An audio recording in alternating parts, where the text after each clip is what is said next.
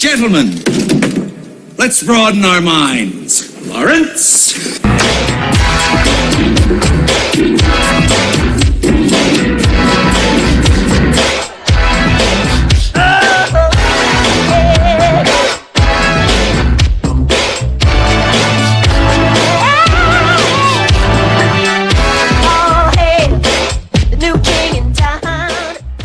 Why do all these artists go broke? Why are they up all the time? Why do they not have mirrors? If you talk to anyone who does this interdimensional demonic stuff, they conjure faces and they are given their marching orders and speak to people or creatures, whatever it is, goat-headed figures, and they don't have mirrors. They can't sleep. They're terrified. Prince also talks to me about some of these parties. You call it the Illuminati, you call it the secret societies, the satanic blood stuff.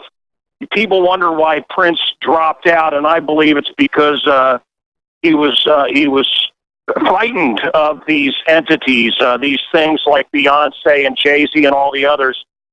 You know, some people are not willing to sell their soul.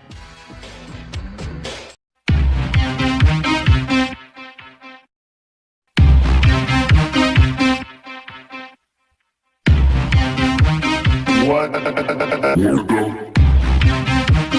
fuck?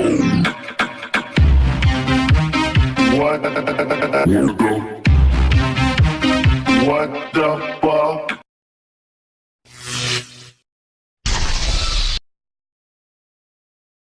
I have a lot to tell you today. First of all, I believe, let me just go through a few quick things. I told you about Billy, the lead singer of the Smashing Pumpkins, and I think he's one of the people that's dialed in.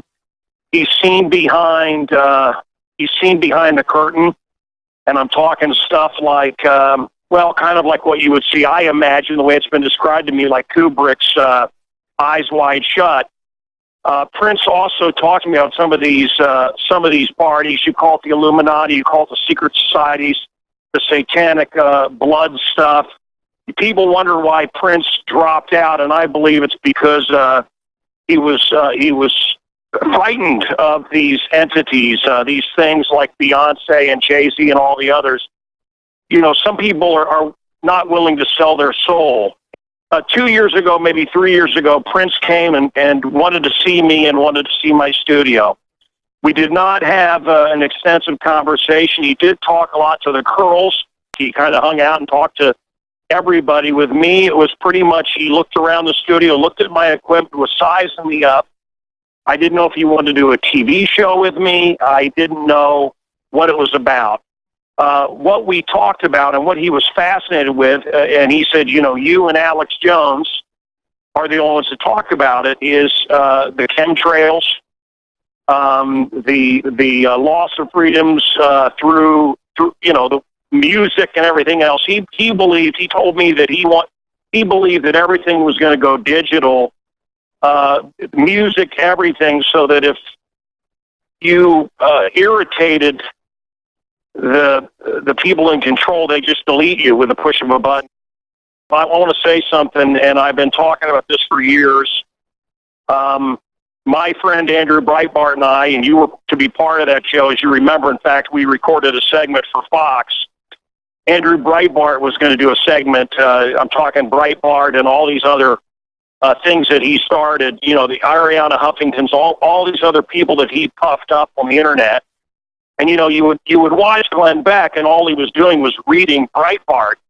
But Breitbart and I were working on a TV show, and he was going to do a thing on Fox News Channel, and he was going to do a segment called Future News, and he told me that he had video that would bring down Obama, blah, blah, blah.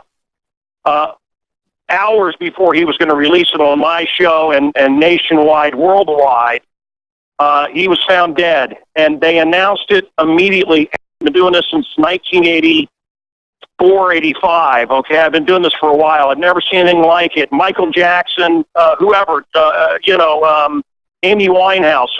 Don't jump to conclusions. We don't know if it was drugs. Wait a minute, what? I've never seen anything like it. When Andrew Breitbart died, they said dead of natural cause. Conservative commentator and activist Andrew Breitbart died early this morning in Los Angeles. According to his website, Breitbart died unexpectedly from natural causes at UCLA Medical Center. Breitbart was an author and appeared as a guest commentator on many news shows. He also spoke at Tea Party rallies across the U.S. He wrote his book, Righteous Indignation. In it, he wrote, "I always wondered what it would be like to enter the public realm to fight for what I believe in. At the end of the day, I can look myself in the mirror and sleep very well at night." Andrew Breitbart was just 43 years old. And then people demanded an autopsy of Andrew Breitbart. And what happened?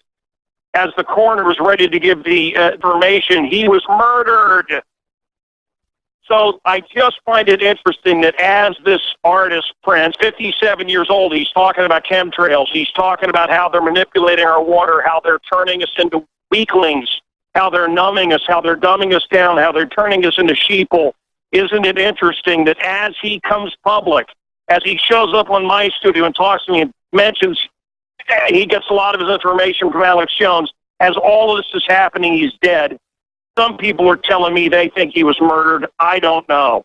That same night they put him on the plane, he did a one-man concert at 8 o'clock and then another one.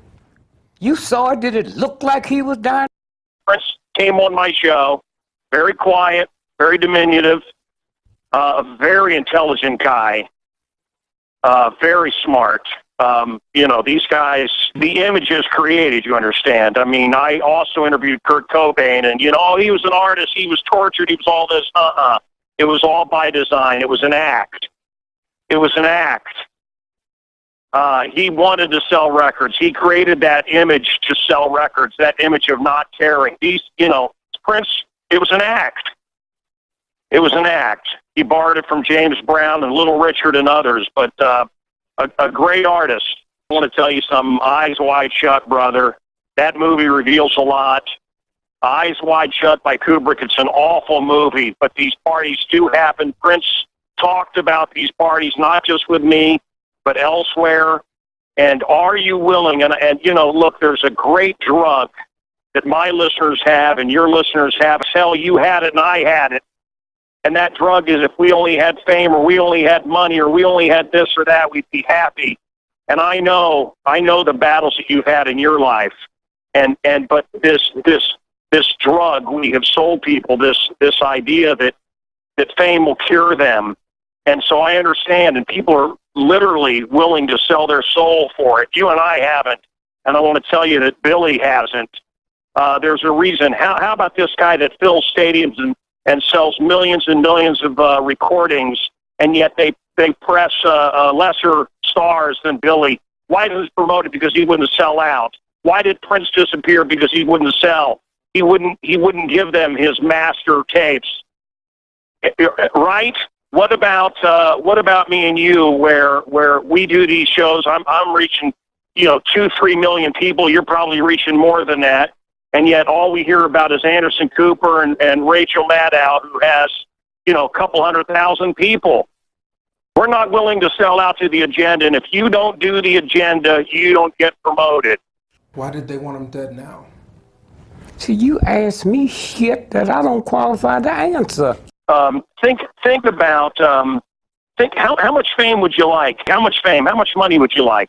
Would you want to be Prince, who was terrified, who was locked away in Paisley Park in Minnesota? He couldn't get away from those people. What would you like to be? Michael Jackson? Would you like to be Elvis? When these people get everything, what do they want to do? They want to get away from it. But this is what they're selling us. This is every TV show aimed at our kids. I love these parents today in 2016 that say, well, I'm not going to pick religion. I'll let the kids pick. Oh, they're going to pick. They're going to pick. One difference, I think, with me is that in human years, I'm a little older than most of the artists that come on television, so you don't hear a lot of young people talking about things like I talk about because they really haven't lived. They haven't gone through a lot of experiences yet, and we can't really expect them to. That's why it's important that the media open up the doors a little bit and get some elders up in here. Let's talk about all this. We can't. It's just not all a party. Alcoholism and promiscuity. So.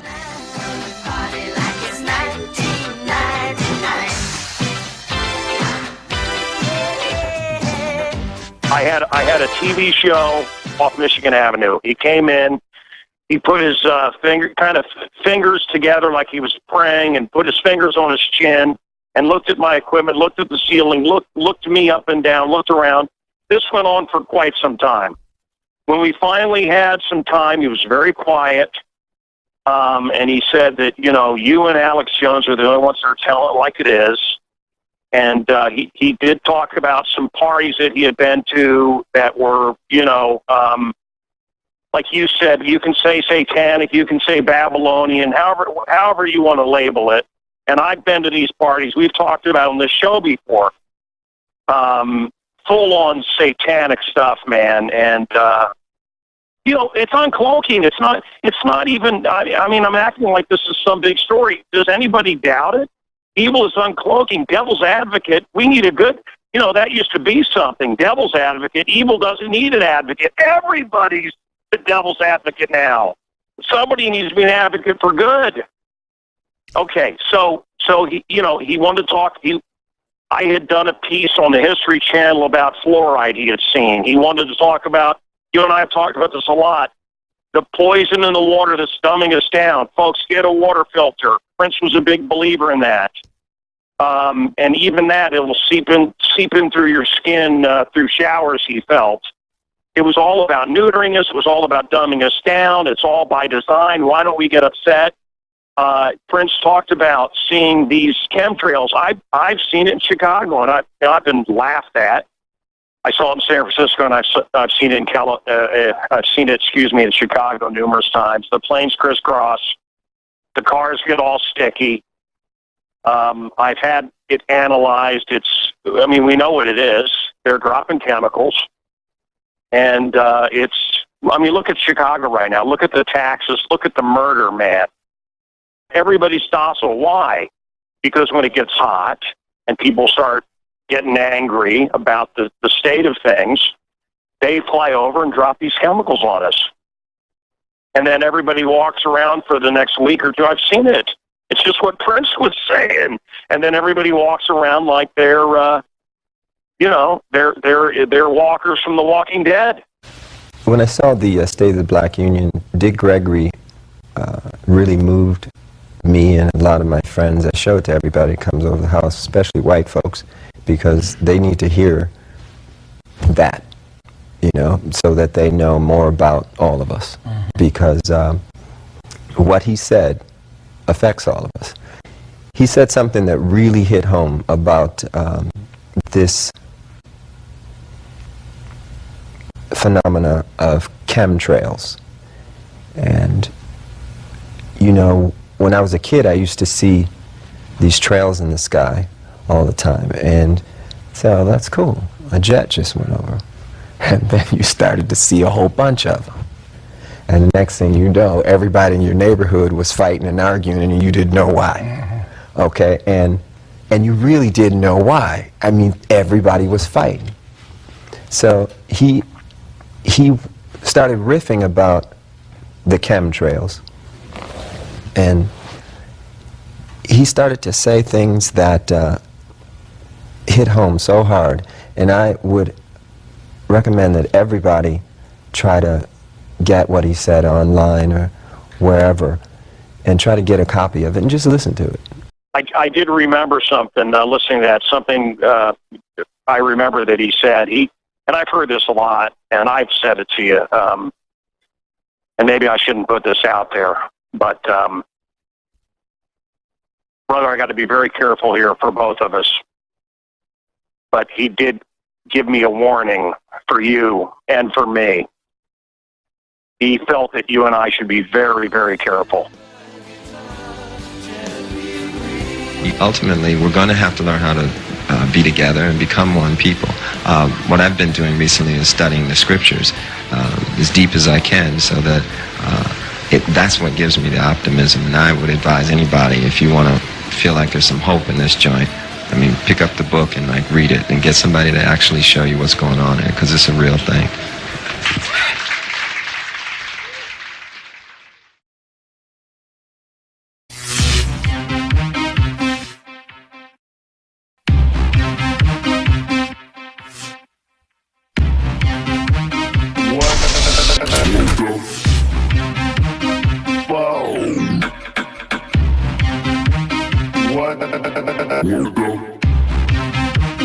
What the fuck?